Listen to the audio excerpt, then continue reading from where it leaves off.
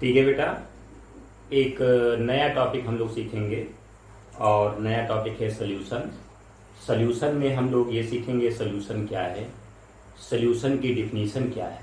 ठीक है, सॉल्यूशन कैसे तैयार होता है और उसके टाइप्स क्या हैं बेटा। सॉल्यूशन की डिफिनीशन पहले जानेंगे और फिर उसके बाद सॉल्यूशन के टाइप्स जानेंगे बेटा। ठीक है, तो सॉल्यूशन की जो डिफिनीशन है उसको कैसे हम डिफाइन करेंगे। Solution is a homogeneous mixture, solution is a homogeneous mixture of two or more substances. Solution is a homogeneous mixture of two or more substances बेटा। ठीक है, कैसे मैंने डिफाइन किया है, होमोजीनियस मिक्सचर है। होमोजीनियस मिक्सचर को कैसे समझेंगे, ध्यान दीजिए बेटा। जैसे कि एक अलग एग्जांपल हम आपको बता रहे हैं, जैसे कि सपोज आप एक बाउल लीजिए, कटोरा लीजिए, ठीक है, और उस बाउल में थोड़े सीड्स चने के डाल दीजिए, थोड़े मटर के डाल दीजिए, ठीक है, थोड़े उसमें राजमा के सीड डाल दीजिए, ठीक है, और थोड़े सीड उसमें जो है मक्का के डाल दीजिए, ठीक है बेटा, और उसको मिक्स कर दीजिए। ठीक, तो ये क्या है, ये मिक्सचर है। ठीक है, ये कैसा मिक्सचर है बेटा, ये ऐसा मिक्सचर है जिसमें आपको सभी चीजें अलग अलग दिख रही हैं। ठीक है, तो इसको क्या बोलेंगे, इसको हेटेरोजीनियस मिक्सचर बोलेंगे बेटा। क्या बोलेंगे, हेटेरोजीनियस मिक्सचर बोलेंगे। है तो मिक्सचर क्योंकि उसमें कई सारे सीड्स आपने मिक्स कर दिए हैं, ठीक है, और वो सभी सीड्स आप अलग अलग उनको आइडेंटिफाई कर पा रहे हैं। ठीक है, तो वो क्या है, हेटेरोजीनियस मिक्सचर है बेटा। क्या है, हेटेरोजीनियस मिक्सचर है। ठीक है, लेकिन जहां पर ये टर्म लग जाता होमोजीनियस मिक्सचर, तो होमोजीनियस मिक्सचर का मतलब ये हो जाएगा कि इसमें जितने भी सब्सटेंस डिजॉल्व होंगे, जितने भी सब्सटेंस मिक्स होंगे, वो सभी सब्सटेंस आप अलग अलग आइडेंटिफाई नहीं कर पाएंगे। ठीक है, अलग अलग आप आइडेंटिफाई नहीं कर पाएंगे। ठीक है, उसमें आप यूनिफॉर्म डिस्ट्रीब्यूशन देखेंगे, यूनिफॉर्म डिस्ट्रीब्यूशन देखेंगे बेटा। ठीक है, इसलिए सॉल्यूशन क्या है, solution is a homogeneous mixture. Solution जो है ये क्या है बेटा, होमोजीनियस मिक्सचर है।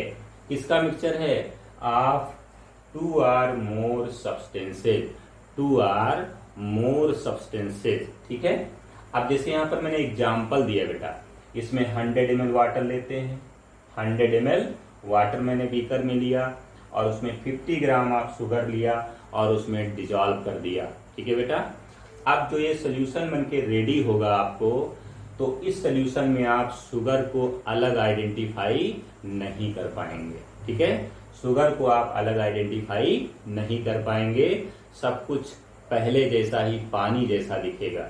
जैसे कि वाटर दिख रहा था पहले, वैसे अब सोल्यूशन भी लगभग दिखेगा। ठीक है, तो इस तरीके से एक ऐसा सोल्यूशन है, ये सोल्यूशन क्या है, होमोजीनियस मिक्सचर है बेटा। ठीक है, इसको ऐसे डिफाइन करेंगे, solution is a homogeneous mixture of two or more substances. ठीक है बेटा, अब देखिए दूसरे शब्दों में हम कह सकते हैं solution is a combination of solvent and solute. Solution is a combination of solvent and solute. ठीक है बेटा, क्योंकि इसमें देखिए बेटा, इसमें वाटर लिया है मैंने और इसमें शुगर लिया है। शुगर वाटर में डिजॉल्व हो चुकी है, शुगर अपना आइडेंटिफिकेशन लूज कर चुकी है, खो चुकी है, यानी कि शुगर गायब हो गई बेटा उसमें। ठीक है, उसका आइडेंटिफिकेशन गायब हो चुका है। ठीक है, जबकि वाटर हमको दिख रहा है। ठीक है, और वाटर के अंदर शुगर जो है जाके डिजॉल्व हो गई। ठीक, तो यहाँ पर जो शुगर है बेटा वो सोल्यूट है और वाटर क्या है बेटा, सॉल्वेंट है।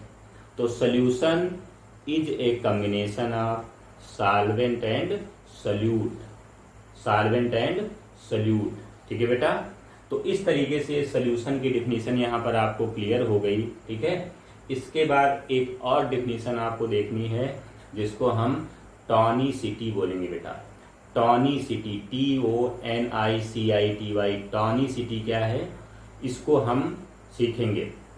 ठीक है, इसके बाद कुछ टाइप्स हैं सोल्यूशन की, वो जानेंगे। हाइपरटॉनिक सोल्यूशन क्या है, हाइपोटॉनिक सोल्यूशन क्या है, आइसोटॉनिक सोल्यूशन क्या है। तो इसके बाद हम टॉनिसिटी देखें बेटा। टॉनिसिटी क्या है?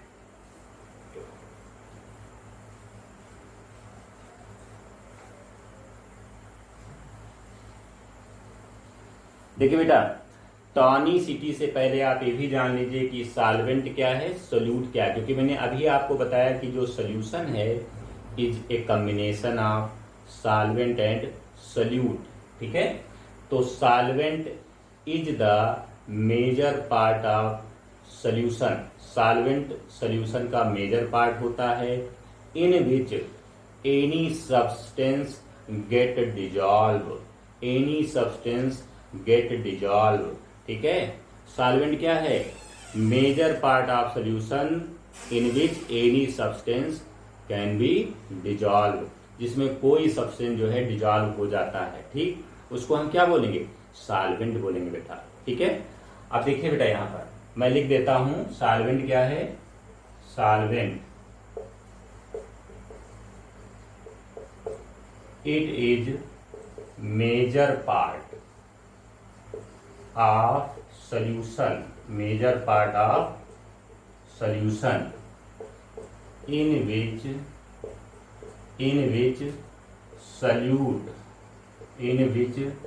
solute get dissolve। ठीक है, for example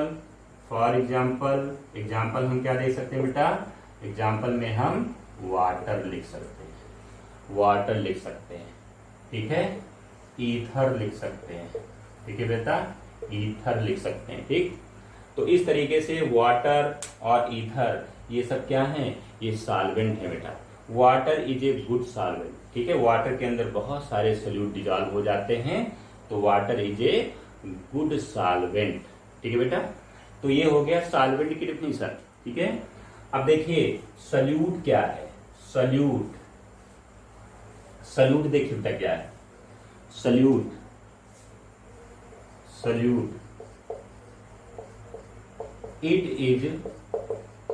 it is lesser part of solution that dissolve in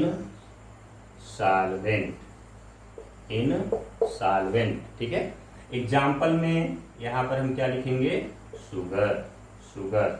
sugar example हो जाएगा जो वाटर में डिजॉल्व हो जाती है, प्लस साल्ट एग्जाम्पल हो जाएगा जो वाटर में डिजॉल्व हो जाती है। ठीक है बेटा, तो ये हो गया सोल्यूशन, सॉल्वेंट और सोल्यूट।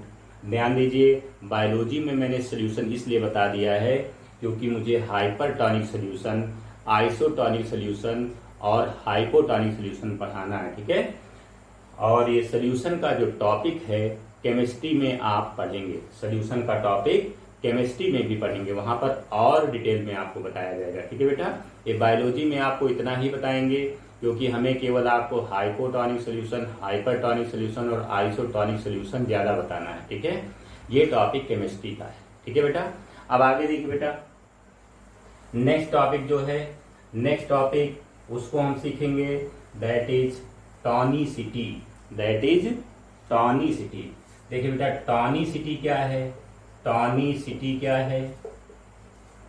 ठीक है, टॉनिसिटी को कैसे डिफाइन करेंगे? Tonicity it is the relative concentration of solute in a solution.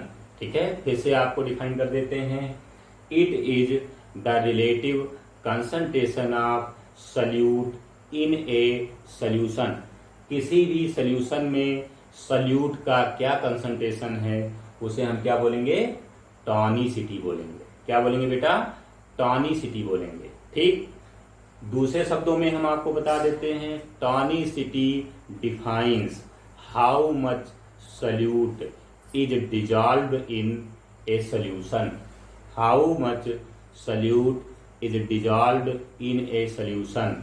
किसी सोल्यूशन के अंदर कितना सोल्यूट डिजॉल्व किया गया है वो उस सोल्यूशन की टॉनिसिटी है। ठीक है बेटा, अगर सोल्यूट ज्यादा डिजॉल्व किया गया है तो उसकी टॉनिसिटी ज्यादा होगी। ऐसे सोल्यूशन को हम हाइपर टॉनिक सोल्यूशन बोलेंगे। अगर सल्यूट कम डिजॉल्व किया गया है तो उसकी टॉनिसिटी कम होगी और उसको हम हाइपोटॉनिक सोल्यूशन बोलेंगे। ठीक है बेटा, चलिए हाइपरटॉनिक, हाइपोटॉनिक, आइसोटॉनिक तो ये बाद में डिफाइन करेंगे। सबसे पहले टॉनिसिटी जान लीजिए। टॉनिसिटी फिर से आप समझ लीजिए, किसी भी सोल्यूशन में कितना सल्यूट डिजॉल्व है उसे हम टॉनिसिटी बोलेंगे बेटा। ठीक है, देखिए ध्यान दीजिए बेटा, यहाँ पर जैसे सपोज यहाँ पर दो केमिकल है हमारे पास यहाँ पर दो केमिकल हैं। ठीक है बेटा, देखिए केमिकल ए है और केमिकल बी है बेटा। ठीक है, इसमें 100 ml वाटर के साथ मैंने 50 ग्राम शुगर डाल दिया है। ठीक, और इसमें 100 ml वाटर के साथ इसमें मैंने 30 ग्राम शुगर डाल दिया बेटा। ठीक है, अब ध्यान दीजिए, इस यहाँ पर जो 100 ml सोल्यूशन तैयार होगा, इस सोल्यूशन में 50 ग्राम शुगर डिजॉल्व है, 50 ग्राम सल्यूट डिजॉल्व है, और ये 100 ml सोल्यूशन जो तैयार होगा इसके अंदर 30 ग्राम सल्यूट डिजॉल्व है। ठीक है, क्योंकि वाटर यहाँ पर क्या है, सॉल्वेंट है बेटा, और शुगर क्या है, सल्यूट है बेटा।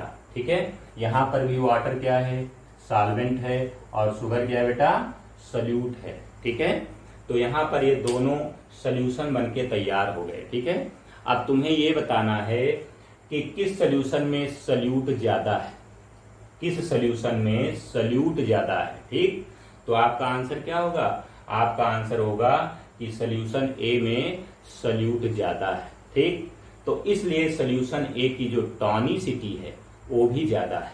ठीक, और सोल्यूशन बी की जो टॉनिसिटी है वो कम है in comparison solution A. Solution A की कंपैरिजन में सोल्यूशन बी की टॉनिसिटी ज्यादा है। ठीक, दूसरे शब्दों में इसको हम समझते हैं। ठीक, ये सोल्यूशन, इसको हम हाइपरटॉनिक कह सकते हैं और इसको हम हाइपोटॉनिक कह सकते हैं अगर दोनों को कंपेयर करें। ठीक, क्योंकि इसमें सल्यूट ज्यादा डिजॉल्व है तो ये हाइपर मीन्स होता है ज्यादा, हाइपर मीन्स क्या होता है बेटा, मोर यानी कि ज्यादा। ठीक है, तो ये हाइपरटॉनिक सोल्यूशन है और ये हाइपोटॉनिक सोल्यूशन है। दोनों को अगर हम कंपेयर करते हैं तो एक हाइपो है और एक हाइपर है बेटा। ठीक, तो टॉनिसिटी क्या है बेटा, tonicity it is the relative concentration of solute in a solution. Tonicity क्या है, it is a relative concentration of solute in a solution. ठीक है, किसी भी सोल्यूशन में कितना अमाउंट सल्यूट का डिजॉल्व है वो उसकी टॉनिसिटी है। ठीक है बेटा, और टॉनिसिटी के बेसिस पे ही हम कंपेयर करते हैं सोल्यूशन को और हाइपरटॉनिक और हाइपोटॉनिक सोल्यूशन बताते हैं। ठीक है बेटा, चलिए आगे बढ़ते हैं।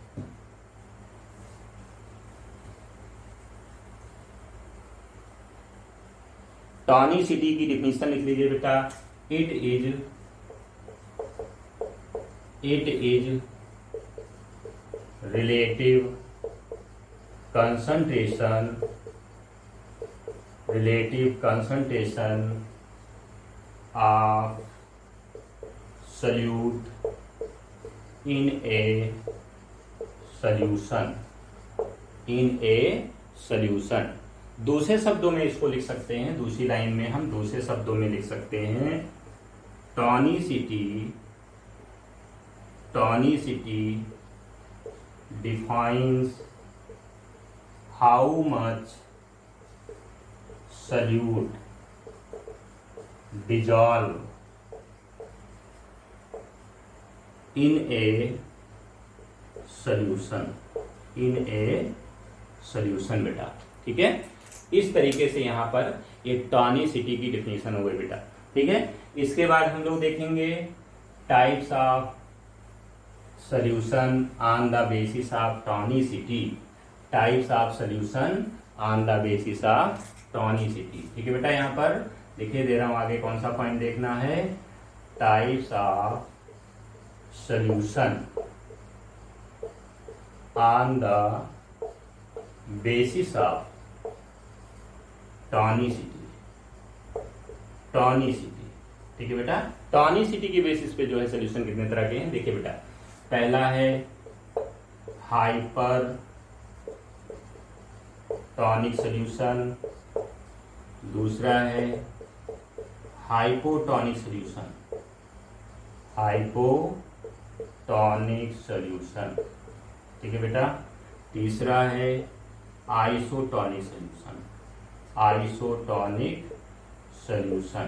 ठीक है बेटा, आइसोटॉनिक सोल्यूशन। ठीक है, तीनों को हम देखेंगे कि हाइपरटॉनिक सोल्यूशन क्या है, हाइपोटॉनिक सोल्यूशन क्या है, आइसोटॉनिक सोल्यूशन क्या है। ठीक है बेटा, देखिए अभी मैंने यहाँ पर side by side solution A बनाया था, सोल्यूशन बी बनाया था, जिसमें मैंने बताया था कि एक सोल्यूशन हाइपरटॉनिक है और एक हाइपोटॉनिक है। ठीक है, आपको उम्मीद है कि समझ में आ गया होगा कि हाइपरटॉनिक सोल्यूशन कब बोलेंगे, अगर किसी सोल्यूशन में किसी दूसरे सोल्यूशन की अपेक्षा सल्यूट ज्यादा है तो ऐसे सोल्यूशन को हम हाइपरटॉनिक सोल्यूशन बोलेंगे और दूसरे सोल्यूशन को हम हाइपोटॉनिक बोलेंगे। ठीक है बेटा, और आइसोटॉनिक की जब बात आएगी तो ये ऐसे हम डिफाइन करेंगे कि दोनों सोल्यूशन में सल्यूट का कंसंट्रेशन बराबर होगा।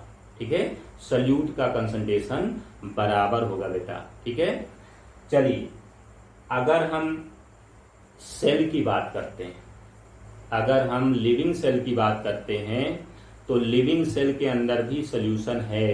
क्या है बेटा, उसके अंदर साइटोप्लाज्म भरा हुआ, क्या भरा है, साइटोप्लाज्म भरा हुआ है। ठीक है, तो साइटोप्लाज्म भी एक सोल्यूशन है। ठीक है, अब ध्यान दीजिए, अगर सेल के अंदर जो साइटोप्लाज्म भरा है उससे अगर कोई दूसरा सोल्यूशन जो सेल के बाहर है, ध्यान से सुनना बेटा, सेल के बाहर जो सोल्यूशन है, अगर सेल के बाहर वाले सोल्यूशन में सल्यूट कंसंट्रेशन ज्यादा है than cell cytoplasm, cell cytoplasm में जो सल्यूट कंसंट्रेशन है उससे अगर बाहर वाले सोल्यूशन में सल्यूट कंसंट्रेशन ज्यादा है तो बाहर वाला सोल्यूशन हाइपरटॉनिक है और सेल के अंदर जो साइटोप्लाज्म है वो हाइपोटॉनिक है बेटा। ठीक है, और अगर the solute concentration of a solution is lower than the solute concentration in the cell cytoplasm then this solution is called hypotonic solution। ठीक है, ध्यान दीजिए, अगर कोई सोल्यूशन है और उस सोल्यूशन में जो सल्यूट का कंसंट्रेशन है वो कम है, किससे, सेल के साइटोप्लाज्म से, सेल के साइटोप्लाज्म से, तो इस सोल्यूशन को हम क्या बोलेंगे, हाइपोटॉनिक सोल्यूशन बोलेंगे बेटा। ठीक है, तीसरा समझिए, अगर कोई सोल्यूशन है और उसमें जितना सल्यूट का कंसंट्रेशन है अगर वो इक्वल है किसके, सेल के साइटोप्लाज्म से, तो ऐसे सोल्यूशन को हम आइसोटॉनिक सोल्यूशन बोलेंगे। ठीक, ध्यान दीजिए, इन तीनों सोल्यूशन को पढ़ने का एडवांटेज हमें कब मिलेगा और कैसे मिलेगा, तीनों सोल्यूशन को मैंने क्यों पढ़ा है। ठीक है, इसको भी ध्यान से सुनिए बेटा। ठीक है, क्यों पढ़ा मैंने तीनों सोल्यूशन को, ध्यान दीजिए, जैसे जो फिश हैं, जो फिशेज हैं, जो समुद्री मछलियां हैं, ठीक है बेटा, जो समुद्र में रहने वाली मछली हैं, उनकी बॉडी में जो सेल है, उनकी बॉडी में जो सेल है उस सेल के अंदर के साइटोप्लाज्म में सल्यूट कंसंट्रेशन ज्यादा होगा, क्योंकि समुद्र में भी जो पानी है उसमें बहुत ज्यादा मात्रा में साल्ट घुली रहती है। ठीक है, तो बाहर का भी पानी जो है बहुत ज्यादा साल्ट घुली है तो बहुत ज्यादा हाइपरटॉनिक है, तो सेल के अंदर फिशेज की जो बॉडी है उसकी बॉडी की सेल के अंदर जो सोल्यूशन है उसमें भी हाइपरटॉनिक ही होगा। ठीक है, अगर ऐसा नहीं होगा बेटा तो क्या होगा, अगर माना कि मछली की बॉडी के अंदर सेल में अगर हाइपो हो जाए, सल्यूट कंसंट्रेशन कम हो जाए, तो क्या होगा, मछली की बॉडी के सेल के अंदर का सारा वाटर स्क्वीज आउट होकर के बाहर चला आएगा ऑस्मोसिस के थ्रू। ठीक है, ऑस्मोसिस में तो आपने पढ़ा ही है। ठीक, तो वो मछलियां वहां पर सरवाइव नहीं कर पाएंगी। ठीक है, हमारी बॉडी के अंदर, अपनी बॉडी के अंदर ध्यान दीजिए बेटा, जो हमारे टिश्यू हैं, टिश्यू में क्या है, ये सेल ऐसे रहती हैं। ठीक है, सेल इस तरीके से, और सेल टू सेल के बीच में जो ये गैप होता है यहाँ पर टिश्यू फ्लूइड भरा होता है बेटा। क्या भरा होता है? टिश्यू फ्लूइड भरा होता है और सेल के अंदर सेल साइटोप्लाज्म भरा होता है। ठीक है, ध्यान दीजिए यहाँ पर जो सल्यूट कंसंट्रेशन टिश्यू फ्लूइड का होता है उतना ही सेल का भी होता है। अगर बराबर ना हो तो बेटा क्या होगा? अगर सेल के अंदर हाइपो हो तो टिश्यू फ्लूइड इसके अंदर वाटर मूव कर जाएगा, सेल स्वेल कर जाएगी और ब्रस्ट हो जाएगी। ठीक है, और अगर माना कि बाहर हाइपर हो और सेल के अंदर हाइपो हो तो सेल के अंदर का वाटर बाहर आ जाएगा, सेल श्रिंक कर जाएगी। क्या कर जाएगी बेटा? श्रिंक कर जाएगी। ठीक है, तो इसलिए इन हाइपरटॉनिक, हाइपोटॉनिक, आइसोटॉनिक सॉल्यूशन का पढ़ने का मेन एडवांटेज आपको यही जानना है कि क्यों हम समुद्री मछलियों को फ्रेश वाटर में नहीं रख सकते या फ्रेश वाटर में जो मछलियां उनको समुद्र में नहीं रख सकते। ठीक है, उसका रीजन आपको इन सॉल्यूशन के तहत आप जान जाएंगे। ठीक, दूसरा पॉइंट आप 2 पॉइंट और सीखेंगे। एक सीखेंगे प्लाज्मोलिसिस, दूसरा सीखेंगे डीप्लाज्मोलिसिस। प्लाज्मोलिसिस क्या है बेटा? ठीक है, इसको सीखेंगे। तो सबसे पहले यहाँ पर हाइपरटॉनिक, हाइपोटॉनिक और आइसोटॉनिक सॉल्यूशन की डिफिनीशन लिख लीजिए। मैं बोले दे रहा हूं। ठीक है, हाइपरटॉनिक, हाइपोटॉनिक, आइसोटॉनिक की डिफिनीशन देख लीजिए। हाइपरटॉनिक सॉल्यूशन क्या है? ठीक है, ए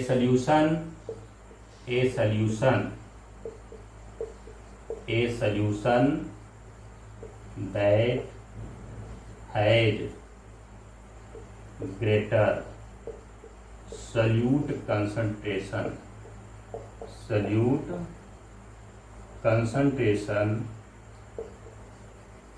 than cell cytoplasm। Cell cytoplasm की जगह पर अदर सोल्यूशन भी लिख सकते हो, देन अदर सोल्यूशन। ठीक है, तो ये डिफिनीशन हो गई बेटा। A solution that has greater solute concentration than cell cytoplasm is called hypertonic solution, ठीक है बेटा। अब देखिए, हाइपोटॉनिक सोल्यूशन लिखना है तो यहाँ पर जहां पर ग्रेटर लिखा हुआ है इसी डिफिनीशन को आप थोड़ा मॉडिफाई कर लेंगे। हाइपोटॉनिक में जहां पर ग्रेटर लिखा है वहां पर लेसर कर देंगे बेटा। ठीक है, a solution that has lesser solute concentration than the cell cytoplasm is called hypotonic solution. ठीक है, अब आइसोटॉनिक में क्या करेंगे? Equal solute concentration. ठीक है, a solution that has equal solute concentration या similar solute concentration than cell cytoplasm. Equal लगा देंगे और सिमिलर लगा देंगे तो तीनों इसकी आइसोटॉनिक सोल्यूशन की डिफिनीशन हो जाएगी बेटा। ठीक है, इस तरीके से यहाँ पर hypertonic, hypotonic, isotonic solution clear हो गया। अगर किसी को क्लियर नहीं हुआ है हमें बता देगा, उसको हम फिर से रिवाइज करा देंगे। ठीक है बेटा, वैसे मैंने जूम क्लास भी अरेंज की है, किसी दिन अरेंज करेंगे उसमें हम पूछ लेंगे, उसमें मुझे बता देना। ठीक है, चलिए एक एग्जाम्पल लेते हैं बेटा, देखते हैं आप कैसे बताते। एक एग्जाम्पल लेते हैं बेटा, जैसे कि मेरे पास ये सेल है। देखिए बेटा, ये मेरे पास प्लांट सेल है। ठीक है, ये प्लांट सेल है बेटा, ये न्यूक्लियस है। ठीक है, प्लांट सेल है बेटा। इसके अंदर ये क्या है बेटा? साइटोप्लाज्म है, साइटोप्लाज्म। ठीक है, अब मैंने एक बीकर लिया बेटा, देखिए ध्यान दीजिए, मैंने एक बीकर लिया।